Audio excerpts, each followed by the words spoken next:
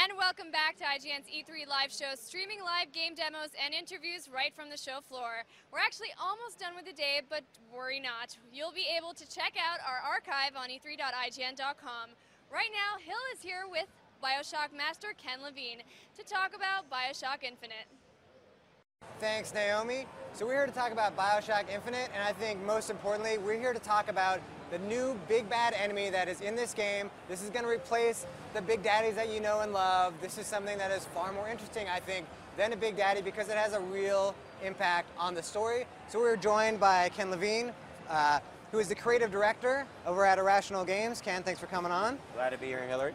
So can you maybe just explain who is Songbird and how does he fit in with the story of Bioshock? Sure. So you've seen the character Elizabeth. That Booker is Booker. Your character Booker's partner through this experience.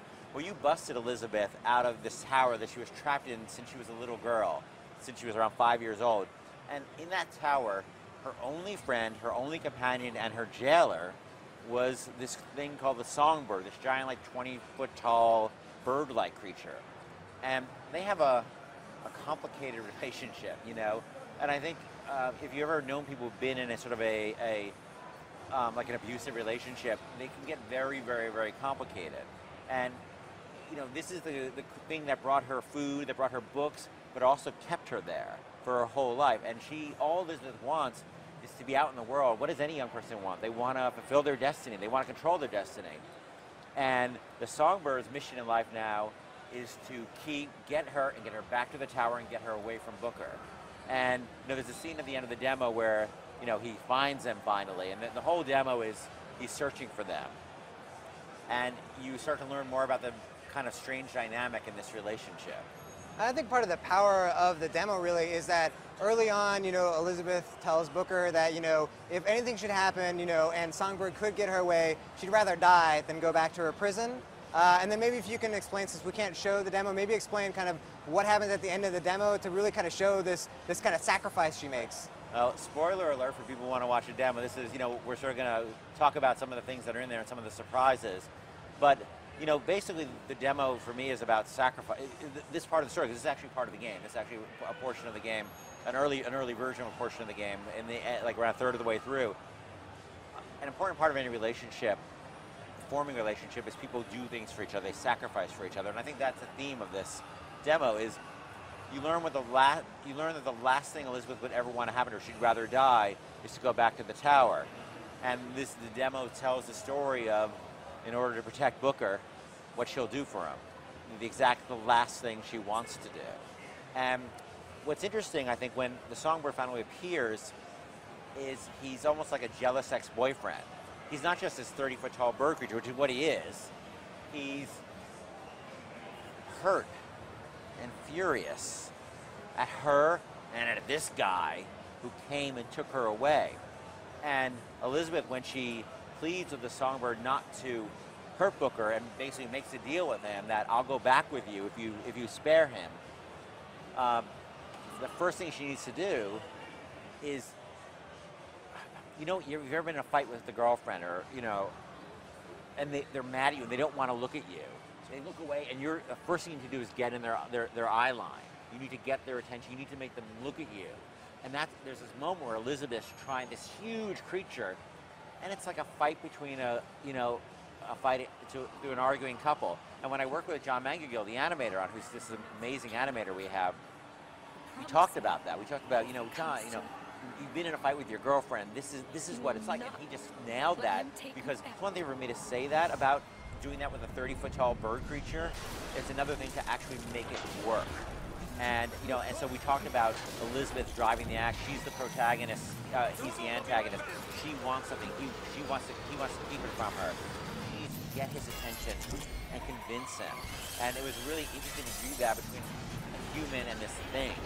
Doing that with two people, two actors can naturally fall into that. But to animate that in the context of Bioshock Infinite is a very different story. And I think, one of the things that's different about, Bioshock definitely has a theme of giant metal things sort of protecting, for good or better or worse, young women.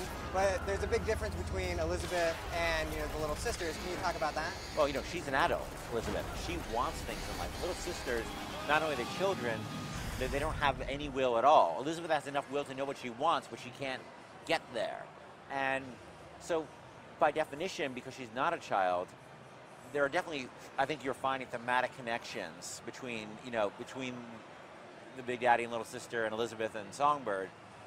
There are echoes there, but it's a very different relationship because Elizabeth's not a child.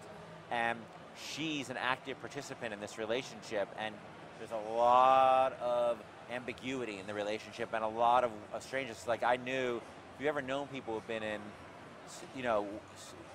unhealthy relationships, Sure.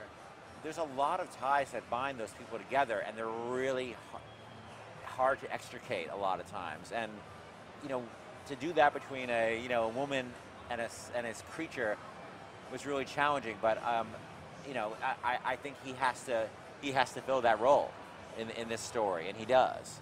Well, let's take a quick look at the trailer that you guys released for E3, and we can see a little bit of the Songbird in that relationship. That is enough. You cannot keep. So this is that moment that we had mentioned at that point where Elizabeth is basically saying that she'd rather die than go back to that tower, which she's grown up in. Her entire life was spent basically in a room, right, locked away from. Yep. Looking out on the world. And, this is just little clips, from it. This is from the 15-minute trailer. But it does give you that sense of Songbird, and I think one of the other interesting things about the game is that, unlike the previous Bioshock, which was really kind of a dark, dank place, it is a place that had already fallen into ruin. This is actually a floating city, beautiful skies, big, wide, open. There's a very different feel to it, but it's still creepy. Yeah, well, I think, our challenge was not to repeat ourselves, right? We still want it creepy, but we didn't want to do it in the same way. And this world provides, if we're just going to do the same thing over and over again, we kind of die a little bit on the inside. But that means a risk, Hillary. That means that we got to try things that we don't know if are going to work. And that's why the point with these demos is we use these demos as ways to find the things that we're most scared of and confront them. Like these demos where we confront our demons, because we can't half-ass it and show it to the public and be like, oh, it's fine. They're going to tell us whether it's fine or not. And so we have to really make sure that we solve the problems we need to solve. So in this demo, skylines, Elizabeth, Songbird, all those things that we were really struggling with, we just had to make it work, and we had to figure it out for the sake of the game, and we're really happy with where we ended up. Awesome.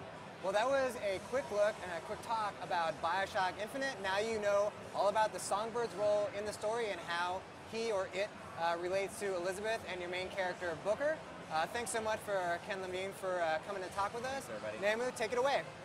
That game really can't come out soon enough. And if you guys are excited about Infinite, be sure to let us know. Follow at IGN on Twitter and tweet us your thoughts. Just be sure to use the hashtag E3.